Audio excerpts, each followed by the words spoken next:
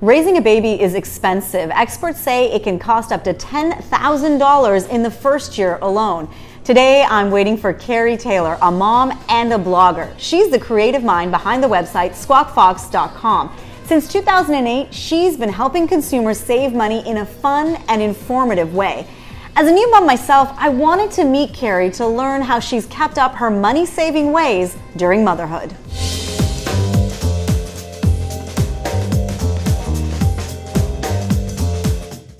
Hey Kerry! Hi Rubina! Wow, it's so nice to finally meet you.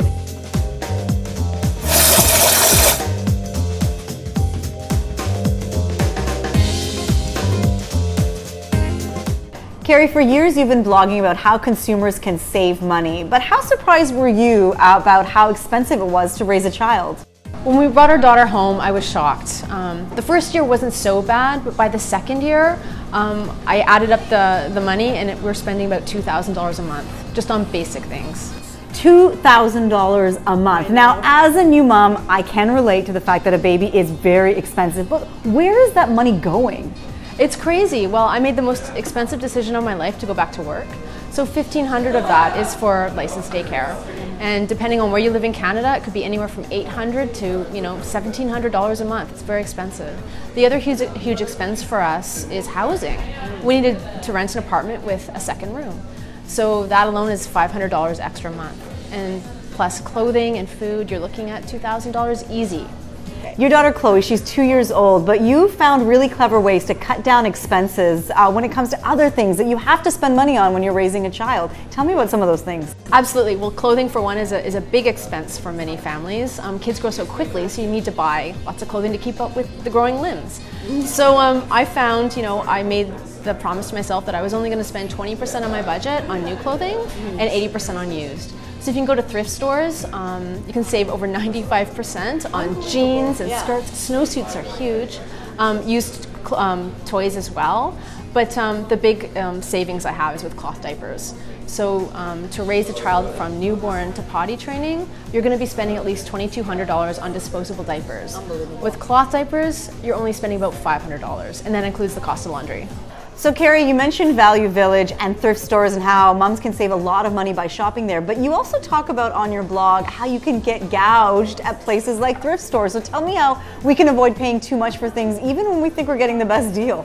Well, you have to be careful. Before going into a thrift store, you should know the prices retail. You should also know what the sale price is, because a number of times I've gone in and I've seen an item and I know that if I go to the store, I can buy it new and on sale for less than the price at the thrift store. So you really have to be educated before you go in.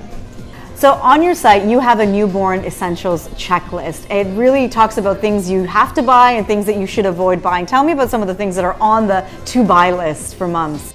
Right, well, there's some essentials you need, and I think, looking at like receiving blankets and burp cloths, pajamas. Babies go through tons of these because they spit up, they stain things, and you need to clean up the mess. But you definitely don't need big fancy outfits, dresses. You don't need any of that. You need some onesies, you need some shirts, you need some diapers, you need some blankets, and that's really all baby needs. You just need to give them love and feed them through the night, and that's all.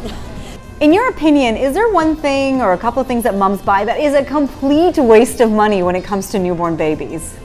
It drives me crazy if I'm in a baby store and I see an expectant mom, with a baby registry, like scanning all these crib sets. There's bumpers and blankets. You don't need all that. You need a couple, crib sheets and you're good, because the baby's going to spit up or be sick and you need to change it anyways.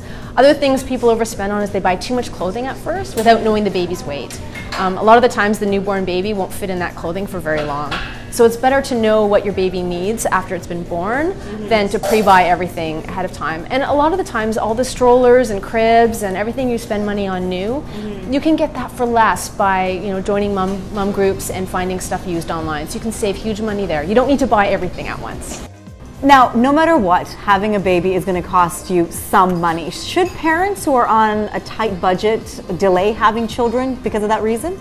Well, parents have been raising kids on all budgets since the dawn of time. Your money is what your money is. So before bringing baby home, before having the baby, you really need to sit down and look at what your income is today, what your expenses are today, and how much it really costs to raise a child. So you need to look at what you need to buy as opposed to what you're going to buy used and new, and you need to budget accordingly. Maybe you need to earn a bit more, maybe you need to pay down debt, but it's really important to look at your own financial situation and then gauge that accordingly before you go spend any money on baby. So Kerry, I come to you and I say, I'm having a baby. I just found out. What's the first bit of advice you would give me? How can I prepare myself financially? Well, I'd give you a big hug first, and then second of all, I would say you really need to join a mommy group. Find moms that are a little bit ahead of you, because a lot of them are going to have stuff that they're going to want to unload. So they're going to have used gear, they're going to have clothing, they're going to have everything you need to get started, and you're going to save anywhere from 50 to 95% on that gear. They're also going to share their advice. Right. And they're going to tell you what worked and what didn't, what cribs they like, what pack and plays were great, what strollers were useless. They're going to share that information with you gladly. The next thing, go on Facebook and join a kids buy and sell group. So you're going to find people in your area that have all this gear, that have clothing, that have play groups, that have toys, and they're going to list it, and you can buy it used, and you're going to save so much money that way. And you're also going to find play groups and other kids for your kid to hang out with. Right. Chloe is 2 years old right now. How are you preparing? Because things are only getting more expensive as she gets older. How are you preparing for the next few years of her life to make sure the financial impact is not as much as it needs to be? Well, after I cry, basically I'm only buying ahead clothing for about 6 months to a year. So I've stocked up on jeans, and I've got her snowsuit for next year. So I've bought that all used. But basically right now my priority is to save for her education. So I'm putting about $2,500 a year into her RESP so I can get the government match. And the government match is $500 for the Canada Education Savings Grant. And that adds up to $7,200 over the life of your savings. And that's a huge amount of money to leave on the table if you're not contributing. So that's really my goal right now, is to max that out and get the free government money and put my kid through school. We are in Toronto, but you actually have a home in rural BC. It's really hard to say rural sometimes. It really is. You have a farm in BC. That's where your life is, but you're living in the big city. So what's cheaper, living in a big city like Toronto or living on a farm in British Columbia? It's really surprising. Everyone would think living in rural BC is cheaper than living in the big city, but it's not, because your income changes wherever you go. So when I made the move, I looked at the cost of renting an apartment, the cost of childcare, and it's definitely more expensive in Toronto. But my husband and I also make more in Toronto, so it's a wash. It's even. So your website, squawkfox.com, has been an inspiration to so many people who just want to be better shoppers. They just want to get the best value. Inspiration for me as well.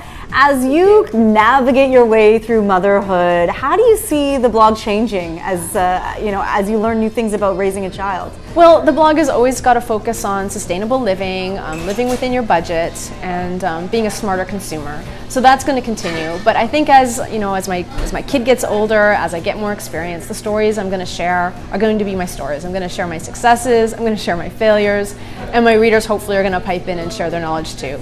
I'm going to keep going as I've been going. Kerry, you really are a super saver and a super saving mom. Thanks so much for sharing your experience with us today and some of the tips. Thank you so much.